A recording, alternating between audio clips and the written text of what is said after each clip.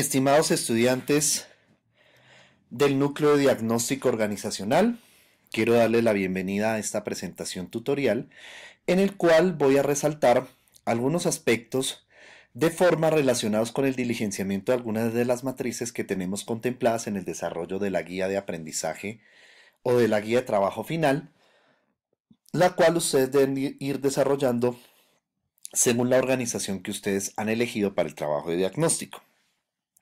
Recordemos que en evaluación del entorno o esta auditoría externa, básicamente nosotros nos vamos a enfocar en primera instancia en el tema del estado del arte, la identificación de las fuerzas externas clave, el concepto de evaluación de la cadena productiva y clúster, la matriz de análisis integrada del entorno, la matriz POAM o de perfil de oportunidades y amenazas del medio, la matriz de perfil competitivo, la matriz de evaluación de factores externos, también denominada matriz F o MEF, matriz alfabeto A más O, y la matriz de análisis de las 5 fuerzas del sector de Michael Porter. Estos son conceptos y definiciones que ustedes deben revisar, que ustedes deben leer, que ustedes deben apropiar el concepto, ya que este es el lenguaje o la terminología que se va a emplear con respecto a este tema de auditoría externa. Estas son las dimensiones del entorno, entonces básicamente aquí tenemos el entorno de tarea o específico, o el entorno más próximo a la organización, ¿cierto? Donde estamos hablando de los proveedores, los clientes y los competidores. Pero también hablamos de, eso es lo que consideramos nosotros como el microentorno. Pero también tenemos un entorno intermedio o mesoentorno conformado por los grupos de interés, el gobierno, los sectores conexos, los sindicatos, los gremios, la comunidad, los acreedores, los accionistas. Y hay otro entorno mucho mayor, o sea, mucho más global, ¿cierto? Que ya podríamos llamarlo como el macroentorno, ¿cierto?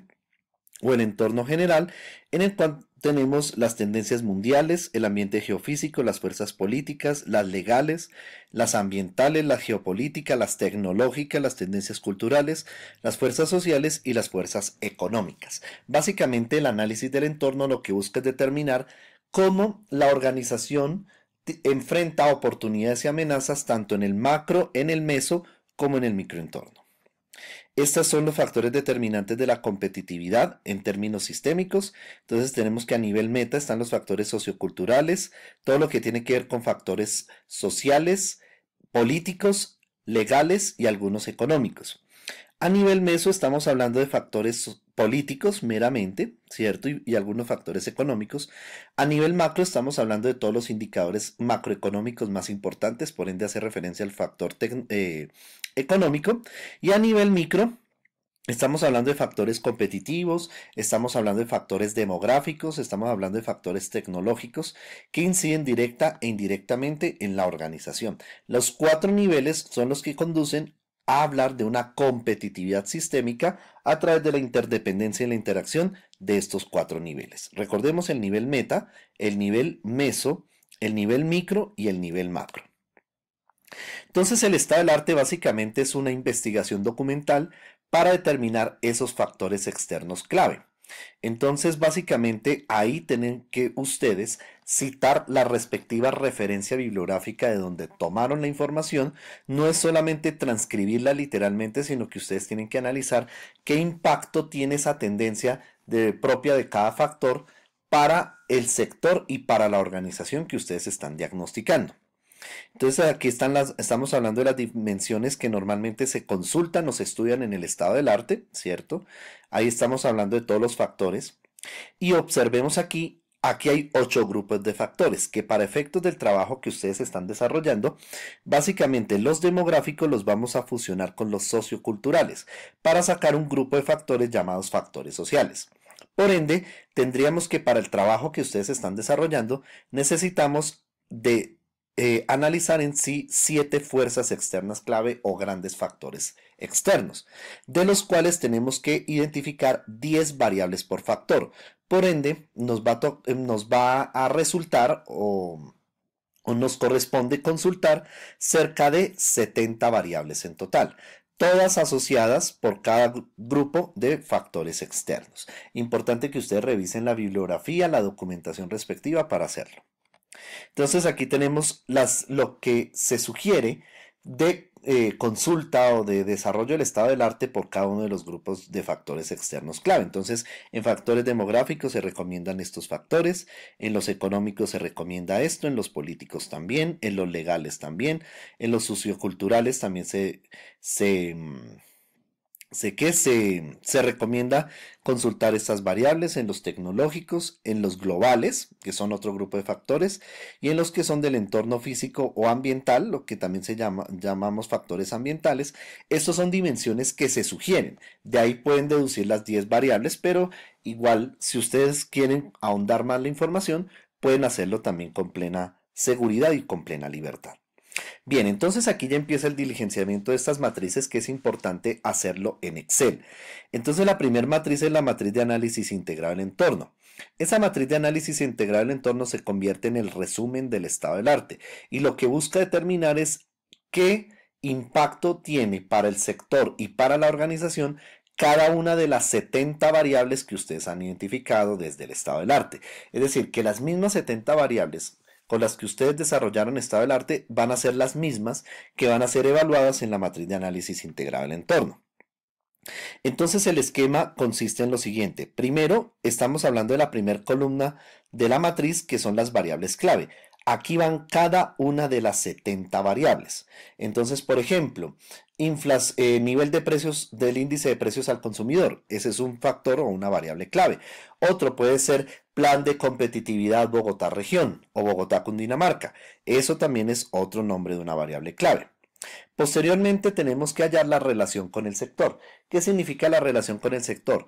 ¿Cómo se relaciona o qué impacto tiene esa variable para el sector? Entonces, ahí decimos, ejemplo, el nivel del índice de precios al consumidor incide directamente en el sector de comercio y servicios, ya que a través de una alta inflación se registran altos precios y por ende la demanda tiende a disminuirse producto de este fenómeno, ¿listo? O sea, esta parte de relación con el sector y justificación y tendencia, esto es lo que ustedes prácticamente han venido consultando en eh, ustedes han venido consultando desde el estado del arte. Entonces, esta relación con el sector y esta justificación y tendencia prácticamente condensa lo que ustedes han venido desarrollando desde el estado del arte. En esta columna de impacto sobre la organización, aquí tenemos que precisar si eso es una oportunidad, si eso es una amenaza y por qué es oportunidad o por qué es amenaza. Entonces, básicamente, esto lo hacemos por cada una de las 70 variables. ¿Listo? Bueno, entonces aquí está explicado qué consiste cada una de las columnas de la matriz. Les sugiero que por favor revisen esa información. Aquí hay un ejemplo de cómo hacer la matriz de análisis integral entorno importante. Después de que ustedes tengan bien estructurado el estado del arte, procedan inmediatamente a desarrollar esta matriz. Tenemos otro concepto que es la evaluación de la cadena productiva. Entonces aquí tenemos dos definiciones de lo que es cadena productiva. Les recomiendo a ustedes que las lean, que las apropien y básicamente lo que hacemos es identificar que la cadena productiva es un proceso sistémico en el que hay diversos actores que son que interactúan entre sí a fin de garantizar que un producto básico esté en el mercado. Entonces, básicamente por eso decimos que hay una cadena productiva de la papa, de los textiles, de la leche, etcétera, etcétera. Normalmente se asocia con commodities, básicamente. Aquí están las diferencias entre una cadena productiva y una cadena de valor, concepto que ya se vio en el tema del modelo de Porter, el concepto de cadena de valor. Entonces es importante que ustedes identifiquen esas diferencias entre cadena productiva y cadena de valor. Hay dos tipos de encadenamiento, los horizontales que hacen referencias a la integración horizontal o cuando hay alianzas entre competidores o empresas que se encuentran en la misma etapa del proceso productivo. Y están los encadenamientos verticales, uno de ellos es hacia atrás, que es con los proveedores, es una integración vertical con proveedores. Y hay otra que se llama integración vertical hacia adelante, que es con distribuidores o clientes para garantizar que los productos estén a disponibilidad del cliente consumidor final. Entonces aquí viene la primera matriz de cadena productiva, que es la de proveedores. Importante, estimados estudiantes. Estas columnas hay que hacerlas y todas estas matrices hay que hacerlas en Excel. Lo primero que debemos hacer es identificar líneas de producto. Entonces, en esta columna que dice producto o servicio ofrecido, van a trabajar por líneas, líneas de producto. Entonces, línea tal, no referencias, porque de pronto de una línea de producto salen muchas referencias. Sugiero que trabajen línea de producto. Posteriormente identifican cuáles son las materias primas e insumos requeridos para esta línea. Entonces ahí tenemos que especificar muy bien cuáles son esas materias primas que necesitamos para esa línea de producto. ¿Quién es el proveedor? Aquí tenemos que decir la razón social, nombre del proveedor, bien sea persona natural o persona jurídica que provee cada materia prima. Si son varios, tenemos igual que incluirlos por la línea de producto o servicio. La localización, tenemos que decir aquí la dirección, el municipio donde está ubicado. Volumen de compra promedio, aquí es cuánto promedio le compran de cada materia prima a ese proveedor para esa línea de producto. Entonces, sí, tenemos que especificar si es en kilos, si es en unidades, si es o si tienen la cifra en pesos, pueden incluirla, es válido. Si la tienen en unidades, tenemos que especificar cuáles son las unidades de medida, si es en metros, metros cuadrados, si es en kilos y demás.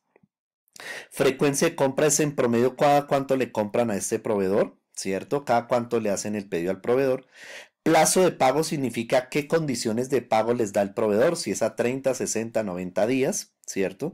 Y qué tipo de proveedor es, si es un productor de esas materias primas, si es distribuidor de las materias primas, si es mayorista o minorista. Esto lo tenemos que hacer por líneas de producto.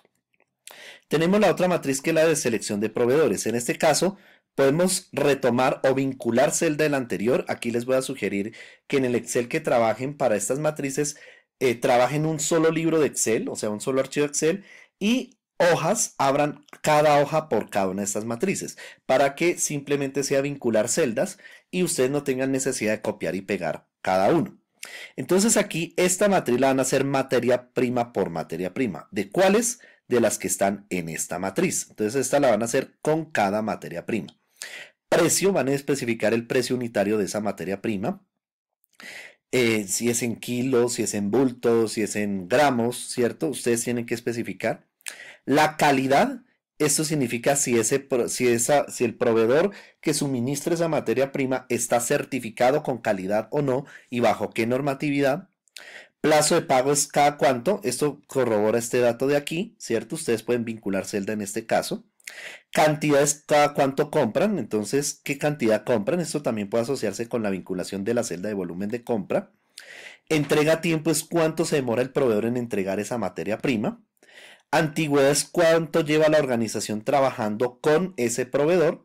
Y esta columna de otro la podemos omitir. ¿Listo? Entonces, para que lo tengamos muy en cuenta. Está la matriz de subcontratistas. Esto, ojo, esta matriz aplica en el caso que la empresa subcontrate procesos, es decir, si la organización que ustedes están diagnosticando subcontrata, por ejemplo, la gestión documental, la contratación de personal o algo así, ustedes tienen que indicarlo acá. Si no subcontrata, sencillamente decimos no aplica, ya que la organización no subcontrata o no terceriza los procesos. Entonces aquí, si subcontrata, tenemos que decir cuál es el nombre o la razón social del subcontratista, dónde está ubicado, o sea, dirección y municipio donde está ubicado, qué proceso es el que se subcontrata, por ejemplo, contratación de personal, gestión documental, gestión contable, y si es intensivo en mano de obra o no. Entonces, ¿esto qué significa? Si se requiere alta disponibilidad de mano de obra para subcontratar. Esto, repito, se hace si la organización subcontrata procesos, si no, no aplica esta matriz. Está la de los canales de distribución. Hay dos tipos de venta, que es la venta directa y la venta indirecta. Si estamos hablando de un servicio, o sea, una empresa que presta servicios, las que ustedes están diagnosticando, sabemos que la venta principalmente va a ser directa. Ustedes tienen que estimar porcentajes. ¿Qué proporción porcentual de las ventas se dan en estos términos? La suma de todos los porcentajes tiene que dar el 100%. Y a cada uno de los tipos de vendedores tenemos que precisar cuál es la dirección donde está ubicado ese vendedor o esa distribución. Si es venta directa, pues las oficinas de la organización o la sede principal. Eso es básicamente lo que tenemos que hacer en esta matriz. Esta de transporte significa si la empresa cuenta con un transporte o no. Si cuenta con transporte propio, señalamos, si no, no, y califican de 1 a 5 en caso de que sí cuente con este medio de transporte.